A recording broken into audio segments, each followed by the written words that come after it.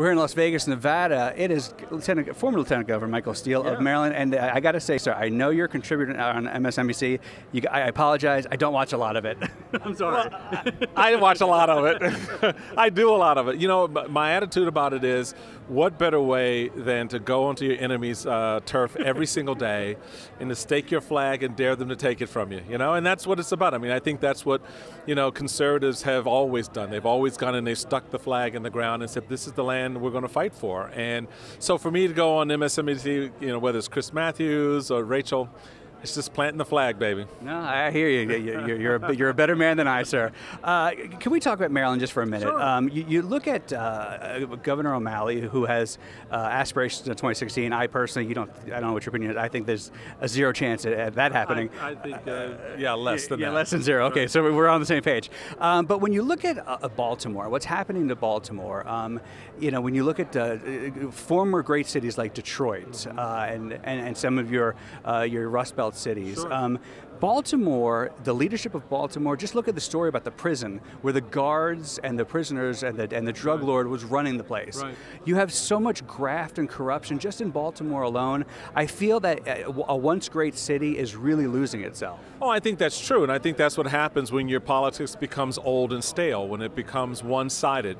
You know, the Democrats have controlled and run the city of Baltimore since before 1956. So, you know, all of the ills and the problems that the city has, and the fact that they only had, 3 Republican governors in the 300-year history. They elect a Republican governor every 100 years. So you kind of get what you get when you let your politics skew policy, innovation, and the types of things that a city like Baltimore would demand. So yeah, I'm hoping in this election cycle that we have an opportunity in a state like Maryland to lay out a broader agenda, one that people will resonate with people. I mean, come on, how many times can I raise your taxes before you get the joke, all right? Before you figure out, maybe, you know, the 41st tax increase is probably too much, you know? That's the nub of it. You hear people saying it. Now you got to translate it so that they can take action and act on their frustration with the way government and cities like Baltimore have been run. You know, another thing too, of course, here in Enter News we talk about is, of course, Beretta is an Akakeek, Governor Perry smartly came up and said, "Take your business here." Come to Texas. Yeah, there's Governor O'Malley is certainly no fan of the Second Amendment. The state is very Second Amendment unfriendly. When you think about things like that, talk about the state of the Second Amendment in Maryland. Well, and I think Maryland also is. You know, people think of California and New York. I think Maryland is up there in really bad progressive liberal ideas. Number one, you're right. Number two, none of those ideas translate to anything that have to do with substantively the constitutional right that I have under the Second Amendment or whatever. In other words, a lot of noise about nothing, because you still have illegal use of guns. You still have, you know, people committing acts of violence with guns that has, again, nothing to do with your rights as a law-abiding citizen. But they like to conflate it that way.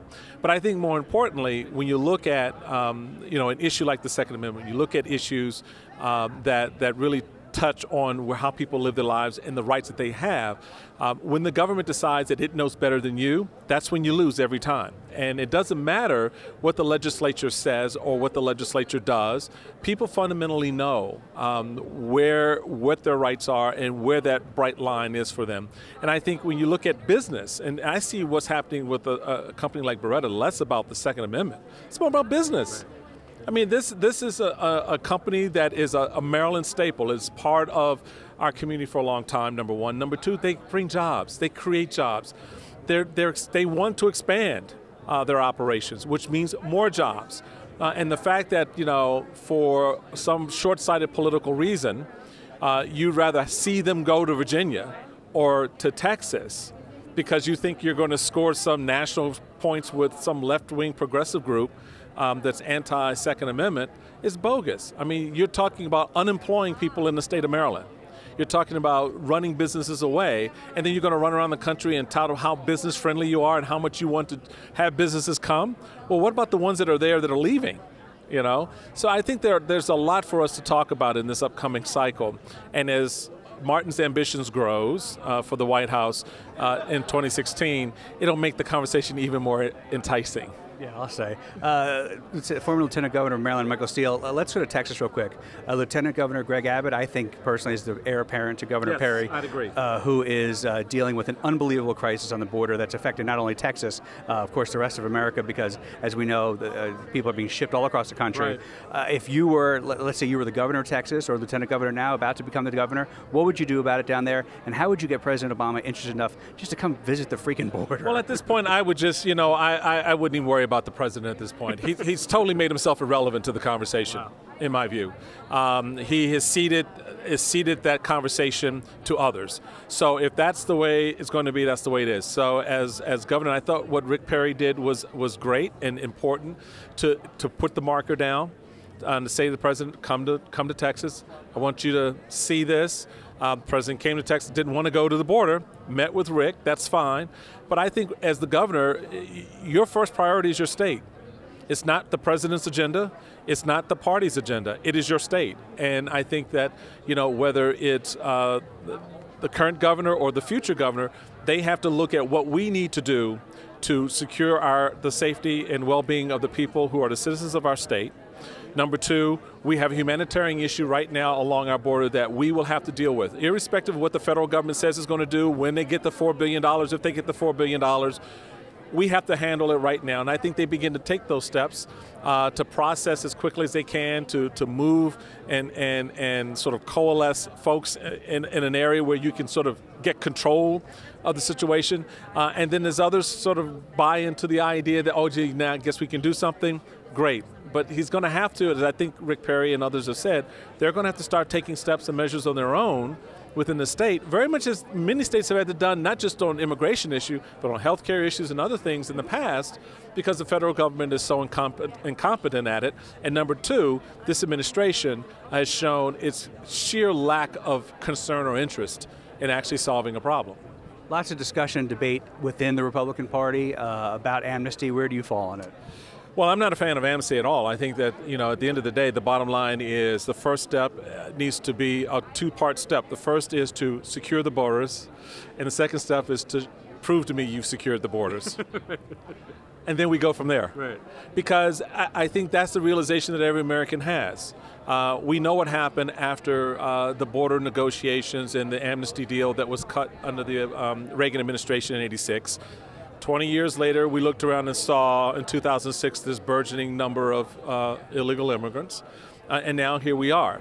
So I think the American people, and this is not a conservative conspiracy or right-wing noise, this is a legitimate concern of the American people, that our government take control and handle this business in a way that we don't have to go down this road again. So those are the first two steps I think most people are looking to get comfort on. You're going to secure the borders and then prove to me that you've done it.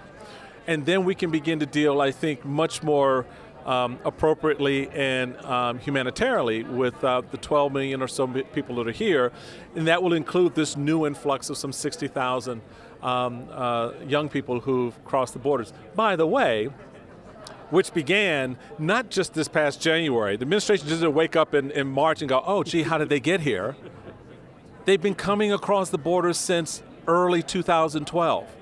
So this is not something that is a mystery or should have been a mystery to this administration. It's just the numbers have spiked because the cartels have found a way to make some cash at our expense, and more importantly, at the expense of these young people who are trying to cross over. Last question. So you're a prominent black Republican. We have our friend David Webb, who's a fellow SiriusXM talk show host. Yes. People like him, I'm sure people like you, you're an Uncle Tom, you're a traitor, right. you don't do right by black people. Right. When you hear, I don't know if people have the guts to say it to your face, but if they do, occasion you get it. Wow, amazing. What is your response to such absolute stupidity? Bite me. I don't. You have to confront stupid with stupid. Right. I mean, what do you say? I mean, you don't want to raise or try to have an intelligent conversation with someone who's coming into it with that mindset. So and I got a lot of street in me. So which got exposed a little bit when I was RNC chairman. I was a little bit uncomfortable for folks. But I think politics is about a lot of times being uncomfortable. And for me, when I hear that, it just affirms for me the fight. it also reaffirms for me my decision when I was 17 to become a Republican. I have a lot of disappointments with where the party is. I ran for national chairman because I wanted to address some of that and try to change it. I think we were moderately successful in that regard. Still a lot more work to do, but I think by and large, to combat that kind of ignorance is a couple of things. One, showcase the people we have. Right.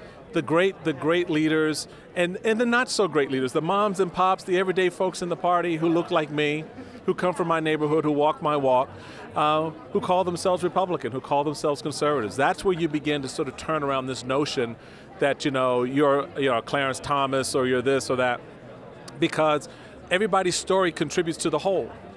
And we're not very good as Republicans talking about that. We like to take one or two faces and showcase and say, hey, see, we got a black guy. Hey, yeah, we had lunch together, you know? But that's not how this is. This is about building a relationship. This is about affirming the history that we have with the black community. The Republican Party has been and always will be the political home for African Americans. You can't escape from that reality. So let's take advantage of that relationship and reestablish it in a way that all those conservative ideas and principles that have defined us translate very well in the black community. Well, let's help translate it in a modern context. When it comes to issues like civil rights, voting rights, and things like that that matter to the community, and explain to them why we hold the positions we hold sometimes, why we hold the views we hold, but not to your exclusion, but to your benefit, to your empowerment, to your ownership opportunity. And I think that's a very different conversation than the one that we've had. Former Maryland Lieutenant Governor Michael "Bite Me" Steele. I can talk to you all day, sir. You're a joy to talk to. Thank you, sir. My pleasure. Thank you.